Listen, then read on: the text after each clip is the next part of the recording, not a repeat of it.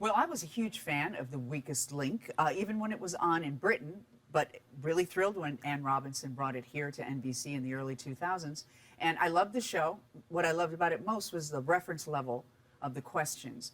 You got a real education watching that show, and the contestants were pretty brilliant. And I think you'll find that we have some brilliant contestants as well. You know, it's more than just pop culture, it's history, it's literature, it's mythology, it's astrology, it goes all over the place, philosophy, psychology, all the ologies. Well, we have 8 players who are all at these podiums in front of me, and they work as a team in order to build up their bank, and they get a certain amount of money every round that they can win.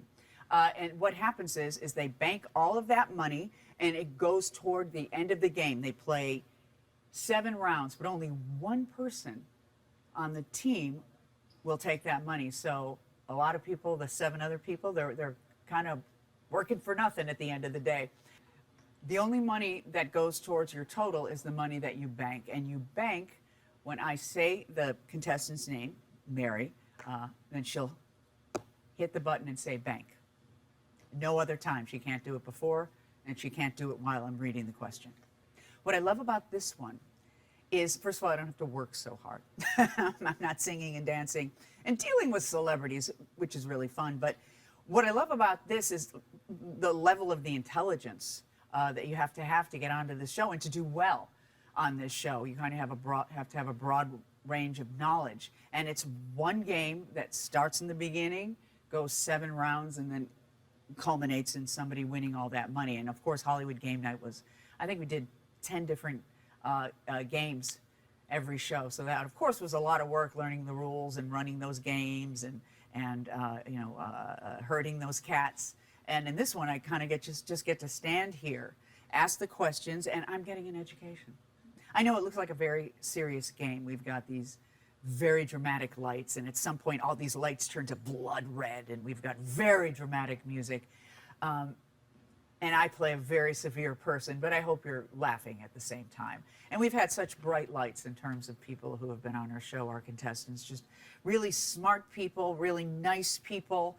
We've had a couple of meanies, a couple of crab apples, but of course that just makes it more interesting. But I think what I love best about it is that these folks have such a wide range of knowledge.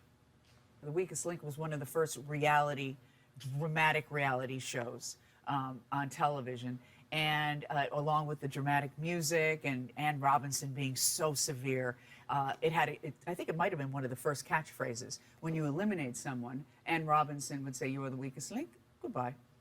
And it was just this curt dismissal of this person who worked so hard to get through this game, and then with just one flip of her head, they're gone. And know how do you do, and don't let the butt hitch in the door on your way out.